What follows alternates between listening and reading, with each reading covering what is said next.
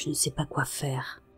Habituellement, je ne suis pas du genre à demander de l'aide quand il s'agit de choses bizarres, mais là je suis complètement perdue. Ma famille et moi sommes tourmentés par quelque chose dans les bois depuis quelques années maintenant, et ces derniers temps, et plus particulièrement aujourd'hui, cette chose nous a laissé, ma famille et moi, dans l'embarras. Commençons par le début. Depuis que nous avons emménagé dans la propriété il y a environ 7 ans, nous avons toujours eu des choses étranges qui se produisaient. Des sons étranges, des animaux qui se comportaient de façon anormale, et un sentiment général de malaise dans les bois qui bordent notre maison. Mais c'étaient des choses que nous pouvions mettre sur le compte de notre imagination ou de quelque chose de naturel, comme par exemple la population de lynx roux qui a pris racine dans notre propriété et chez nos voisins. Mais les lynx se sont déplacés ou ne sont plus aussi actifs qu'ils l'étaient. Aussi, l'activité a continué à s'intensifier. Le jour où j'ai enfin réalisé que ce à quoi nous avions affaire n'était pas naturel, c'est lorsqu'une nuit nos chiens sont devenus complètement fous, aboyant et grognant à la lisière du bois.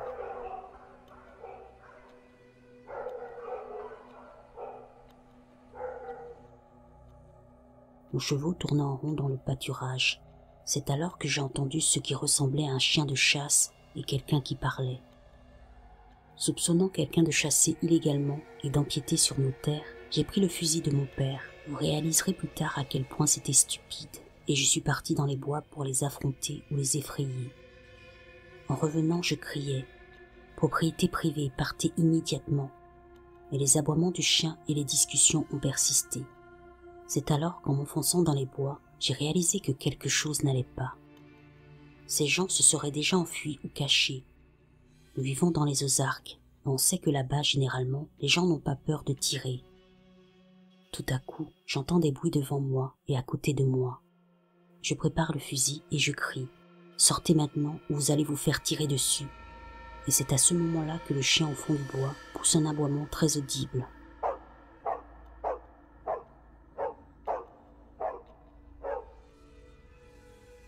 Après ça, tout est resté silencieux. Puis brusquement, quelque chose de gros s'est déplacé dans le faisceau de ma lampe de poche juste devant moi, à environ 3 mètres. Il était noir, si noir que je pouvais à peine me voir par rapport à l'arrière-plan. Il était massif, même en se tenant à 4 pattes, ses épaules devaient atteindre ma poitrine. Je savais que s'il m'attaquait, je serais dans la merde, mais il s'est contenté de s'enfoncer dans les broussailles à côté de moi. Puis j'ai entendu des bruissements sur ma droite, alors que la créature se dirigeait vers la gauche. Une fois de plus, le sentiment d'être dans la merde m'a envahi. Dans un dernier effort, j'ai pris le fusil et j'ai tiré en l'air pour effrayer ou désorienter la créature, et je me suis dirigé vers la maison.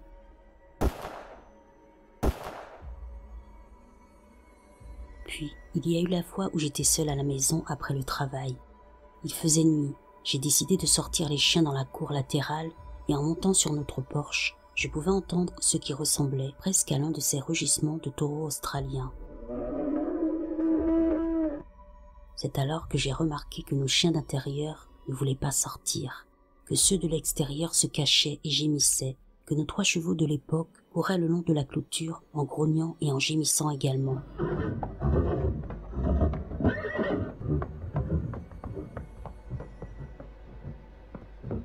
Alors que j'essayais de comprendre ce qui se passait sur un sentier que l'on pouvait voir depuis le porche arrière et qui menait dans les bois, j'ai vu quelque chose passer devant un des arbres.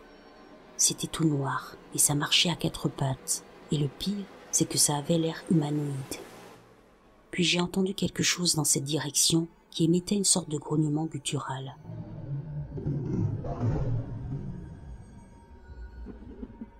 La première fois que le son a été fait, je ne pouvais pas dire ce que c'était. Mais la deuxième fois, j'ai pu clairement entendre un bonjour.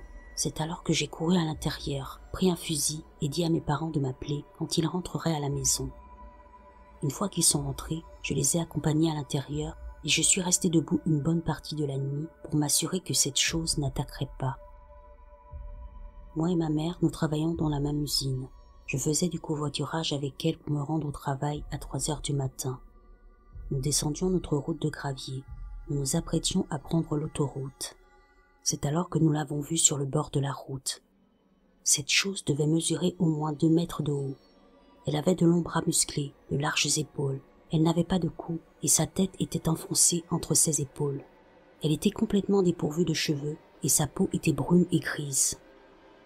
Il était en train de se retourner quand nous l'avons vue. J'ai regardé ma mère et elle était toute blanche. Je lui ai demandé si elle l'avait vue et elle m'a répondu. Ses yeux, oh mon Dieu, ses yeux. Je lui ai dit de se calmer. Nous roulions au moins à 60 km/h. Je lui ai reparlé une fois que tout s'est un peu calmé. Elle m'a dit que ses yeux étaient rouges et oranges et que son visage était celui du mal absolu. Je ne sais pas quoi faire. Chaque fois que je sors après la tombée de la nuit, je prends toujours une arme à feu. J'ai l'habitude des bizarreries de ce monde et même des dangers qui y sont inhérents, mais ceci m'a profondément ébranlé. Je ne sais pas ce que c'est, je ne sais pas d'où ça vient. Tout ce que je sais, c'est que ça rend la vie difficile dans notre propriété. Je ne sais plus quoi faire.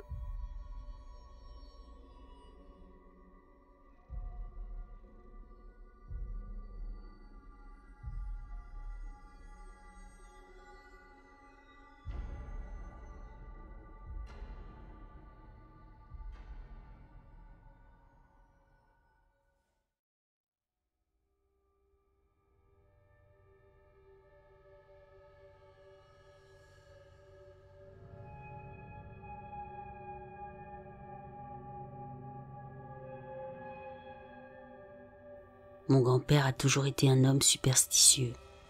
Il est né dans l'ouest, dans le haut de l'Arizona, à l'écart des villes, non loin d'Antelope Canyon. Lorsqu'il était adolescent, sa famille a déménagé dans le sud de la Virginie rurale pour y vivre et aider la ferme familiale. La ferme est dans notre famille depuis des générations, depuis que mes ancêtres sont arrivés en Amérique. On leur avait promis une grande quantité de terre s'ils participaient aux batailles. Avec cette somme, ils sont devenus l'une des familles fondatrices de Blacksburg, une petite ville située dans l'une des vallées montagneuses du sud de la Virginie. Bien que la majorité des terres d'origine aient été vendues à la ville de Blacksburg, la ferme se trouve toujours sur le flanc d'une montagne, dans une grande forêt à une dizaine de kilomètres des limites de la ville. En grandissant, mon grand-père m'a raconté de nombreuses histoires sur le temps qu'il passait dans les bois lorsqu'il était jeune. Il me parlait des créatures à l'apparence humaine qui se déplaçaient à quatre pattes, mais qui, dès que l'on s'en apercevait, se redressaient et marchaient sur leurs pattes arrière, comme si elles l'avaient fait tout le temps. Il m'a raconté des histoires de cimetières qui apparaissaient le jour et disparaissaient la nuit. Il m'a également raconté que des créatures s'approchaient de la maison, regardaient par les fenêtres et se cachaient derrière les arbres. Il expliquait que le bétail était abattu à des périodes aléatoires de l'année, sans aucune explication. Il n'y a pas d'ours dans cette région, et il est impossible que des coyotes puissent déchiqueter des vaches de cette manière. Il me racontait qu'il entendait des voix de sa femme, de son fils, de sa mère, venant des bois lorsqu'il travaillait avec le bétail, bien qu'il n'y ait jamais eu personne là-bas. Mon père me dit que mon grand-père en sait plus que ce qu'il raconte, mais ça lui fait peur d'en parler. Il n'a jamais pu nous dire ce qu'étaient exactement ces créatures. Il nous a seulement dit qu'elles existaient et qu'il ne fallait jamais aller seul dans les bois. Il m'a dit que toute sa vie, il avait été traqué par des êtres qui se présentaient sous différentes formes. Jusqu'à récemment, je croyais que tout ça n'était qu'une histoire de vieux. J'ai aujourd'hui 18 ans et je vis avec mes parents dans le centre-ouest de la Caroline du Nord. Cependant, je déménage maintenant dans les montagnes des Appalaches, en Caroline du Nord. Je ne suis pas une personne religieuse, mais je crois au paranormal. Je me considère comme une personne spirituelle. Je m'intéresse aux différences d'énergie, aux liens avec les animaux, aux cristaux, etc. Tout au long de mon voyage spirituel, je n'ai eu affaire qu'à de bonnes énergies, jusqu'à récemment. Le mois dernier, j'étais assise dans la voiture avec quelques-uns de mes amis. Je revenais de l'université pour passer du temps avec mes amis de la ville. Il était environ 23 heures et nous étions assis sur un parking le long des bois, la voiture complètement éteinte, en train de parler. Nous sommes restés silencieux pendant un moment. Soudain, j'ai été envahi par un sentiment de lourdeur. J'étais mal à l'aise. J'ai scruté la ligne des arbres et c'est là que je les ai vus. Deux animaux, on aurait dit des chiens. Ils étaient tous les deux immobiles et nous regardaient. J'ai demandé à mes amis s'ils les avaient vus aussi. Personne d'autre ne les voyait. Après 10 minutes passées à essayer de les montrer du doigt, j'ai abandonné, mais les chiens continuaient à nous regarder. D'autres choses de ce genre se sont également produites. Une fois, je roulais en voiture sur une route désolée et boisée, la nuit avec un de mes amis. Tout à coup, j'ai vu une personne dans les phares qui traversait. comme si elle ne pouvait pas nous voir descendre. J'ai crié à mon ami de faire attention, et il m'a dit qu'il n'y avait personne. J'ai regardé autour de moi et il n'y avait personne. J'aurais juré avoir vu quelqu'un traverser la route. Une fois, je me suis levée tard et je me suis préparé un encas pour regarder Netflix, comme le font beaucoup de gens de mon âge. Je ferme toujours les stores la nuit, parce que ce qui se passe la nuit à l'extérieur me fait peur. Nous vivons dans un quartier pittoresque, entouré de kilomètres de forêt. Je m'assure toujours de fermer les stores et de verrouiller les portes. Cette nuit-là, mes parents m'avaient prévenu de veiller à ce que toutes les portes soient verrouillées, car des gens avaient frappé au milieu de la nuit. Lorsque mes parents vérifiaient la porte, il n'y avait personne. Cette nuit-là, alors que je fermais les stores, j'ai vu quelque chose. Deux cerfs, ils me regardaient de l'autre côté de la rue, dans ma maison. Je pouvais voir leurs yeux scintiller à la lumière des maisons. L'estomac noué, j'ai fermé les volets. Je savais que j'étais observée à ce moment-là. Après ça, j'ai commencé à porter un collier d'améthyste pour me protéger. Je me suis demandé si mes manifestations n'avaient pas apporté une énergie négative. Mais je n'ai jamais manifesté de choses négatives ou privé les gens de leur libre arbitre. J'avais surtout manifesté que je pourrais quitter mon école actuelle pour aller dans une école située dans les montagnes de Caroline du Nord. Ça s'est réalisé et jeudi, je déménagerai dans ma nouvelle école. Parce qu'elle est très boisée, rurale et montagneuse, je crains d'y faire plus de rencontres. Je crains que ce qui a tourmenté et suivi mon grand-père pendant si longtemps ne me suive maintenant. Je ne sais pas trop quoi faire, ni comment me protéger. Je ne sais pas comment les autres ne peuvent pas voir les choses que je vois. J'aimerais qu'on me vienne en aide.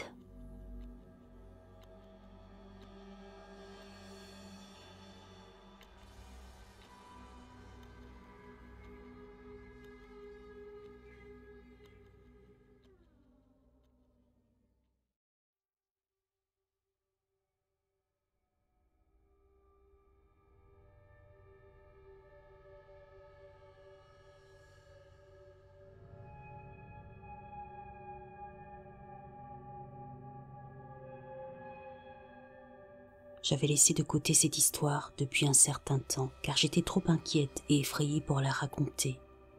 Ça m'a fait remettre en question tout, ma foi, mes yeux, ma santé mentale. J'ai décidé qu'il était temps d'informer les autres de ce que j'ai vécu, car ça pourrait m'aider à aller de l'avant. C'est du moins ce que j'espère. J'ai récemment quitté l'État de l'Oklahoma pour m'installer en Arizona. Je suis une fervente chrétienne et jamais auparavant je n'avais cru qu'il existait des entités que nous ne pouvions pas traquer avec nos progrès modernes. Nous sommes en 2019 pour l'amour du ciel. On pourrait penser que si nous voulions trouver quelque chose, nous le ferions. C'était le 23 décembre 2018. Je me trouvais à Payson, en Arizona, un peu au nord de Phoenix. Mes amis et moi, dans l'esprit de Noël, avons décidé de partir au nord de la ville, à environ 8-9 km dans la forêt, sur un sentier isolé. Il faisait froid cette nuit-là. Certains de mes amis grelottaient et montraient des signes évidents de manque de préparation. J'étais assez chaudement couverte, mais le vent et le froid glacial ont transpercé mes couches de vêtements et m'ont atteint. Nous voulions faire un feu de camp, nous réchauffer, nous amuser et boire quelques verres. Dès que j'ai pris la voiture pour aller dans cette direction, j'ai su que quelque chose n'allait pas. Je me sentais malade, mal à l'aise, et quelque chose dans mes tripes me disait de rester à la maison, mais je n'arrivais pas à mettre le doigt sur ce qui se passait, et j'ai ignoré mon sentiment d'anxiété qui ne cessait de croître. Nous sommes allés chercher des amis, et nous nous sommes dirigés vers le sentier. Je suis une grande amoureuse de la nature, et je me suis toujours sentie en sécurité dans les limites de la forêt. Je me sentais en contrôle, à l'aise, mais pas ce soir-là. Ça peut paraître cliché, mais je serais damnée si je n'avais pas l'impression que quelqu'un, quelque chose, m'observait quand nous sommes enfin arrivés. Et quand j'ai été assez loin sur le sentier pour ne pas avoir à faire demi-tour, j'ai enfin compris pourquoi je me sentais si étrange. Cette même année, au cours des semaines précédant Thanksgiving, je suis venue ici.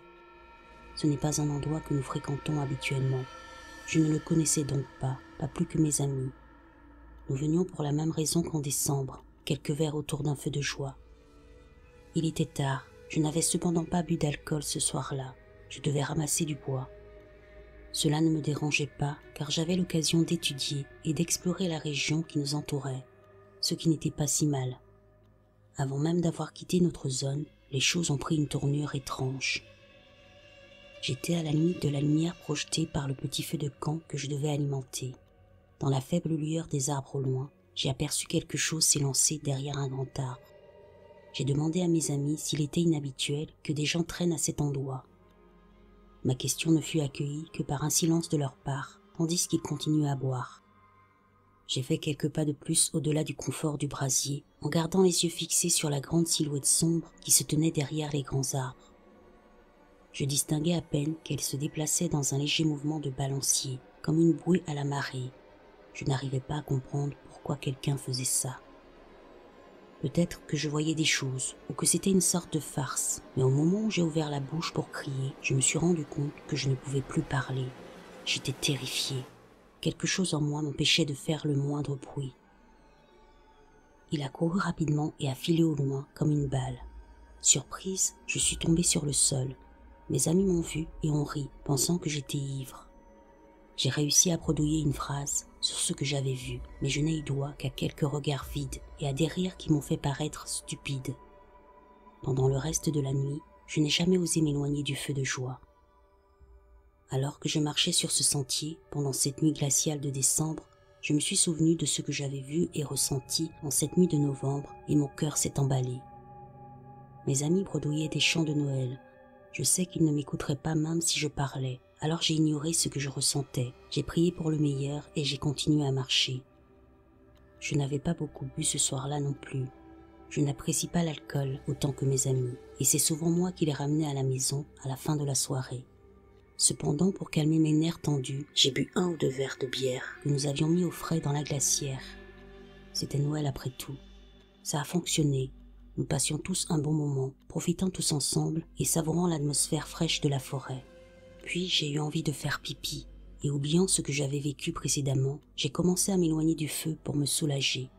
Je me suis éloigné d'environ 100 mètres, en direction d'un gros rocher, reposant derrière quelques arbres tombés, ne voulant pas être vu en train de faire mes besoins. Je finissais ce que j'avais à faire lorsque derrière moi, j'ai entendu quelqu'un m'appeler. C'était la voix de l'un de mes amis. Il a crié mon nom, et j'avoue que même si j'avais un peu bu, je pouvais reconnaître sa voix. Je me souviens l'avoir appelé, lui disant de me laisser un moment pour finir. J'ai remonté ma fermeture éclair et je me suis retourné pour contourner le rocher jusqu'à l'endroit où je l'avais entendu m'appeler. Je ne sais pas ce que c'était, mais il est certain que ce que je voyais n'était pas mon ami. Il m'a fallu 1 minute pour que mon esprit s'en rende compte et arrête de marcher vers lui. Je suis reconnaissant de l'avoir fait.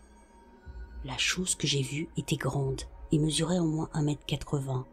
Ses yeux étincelaient comme notre feu. Il est passé d'une position de chien à 4 membres à une position debout. En voyant ça, j'ai commencé à sangloter.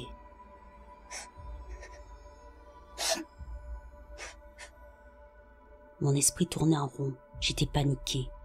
Les secondes me paraissaient une éternité. J'étais sûr que cette créature allait m'ôter la vie à ce moment précis. Pour moi, ce monstre devait être le diable en personne. Puis j'ai fait la seule chose qui me venait à l'esprit. J'ai commencé à prier.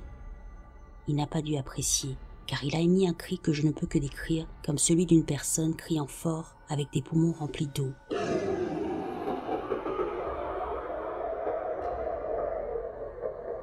J'ai hurlé de terreur et avec toute la force dont j'étais capable.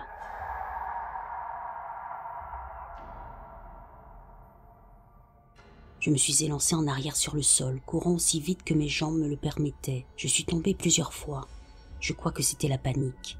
Je n'arrivais pas à faire fonctionner mon corps correctement en sachant que cette chose était proche.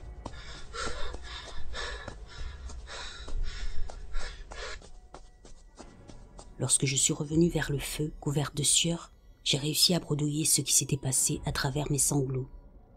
Je pouvais voir qu'il doutait de la réalité de ce que je marmonnais. Je pense que j'étais tellement horrifié à ce moment-là que j'ai eu une petite crise parce que tout le reste est flou. Je me souviens d'être allé au camion et d'être parti. Je me souviens m'être réveillé le lendemain en recevant une multitude de textos me disant que j'étais stupide et folle, ou des textos d'amis inquiets me demandant si j'allais bien. Et je me souviens aussi de la dernière fois que j'ai vu la chose avant de m'enfuir frénétiquement quand elle m'a regardé à travers la forêt et qu'elle s'est enfoncée dans l'obscurité. Quelques jours après Noël, j'ai pu entrer en contact avec un ancien de la ville. J'avais très peur de mentionner l'événement, car je craignais qu'il se moque de moi ou qu'il ne me croie pas. Je lui ai raconté très clairement ce que j'avais vécu. Il m'a cru et m'a dit qu'il s'agissait sûrement d'un skinwalker. Il m'a ensuite donné sa bénédiction et m'a dit de ne plus jamais m'aventurer dans cette région. La prochaine fois, je n'aurai peut-être pas autant de chance. Il n'a pas eu besoin de me le dire 2 fois. Je sais que j'ai l'air folle, et si j'étais vous, je ne me croirais pas non plus, mais vous n'êtes pas obligé. Tout ce que vous devez savoir, c'est que pour l'amour de Dieu et toutes les choses saintes, n'oubliez jamais que nous ne sommes pas seuls sur cette terre.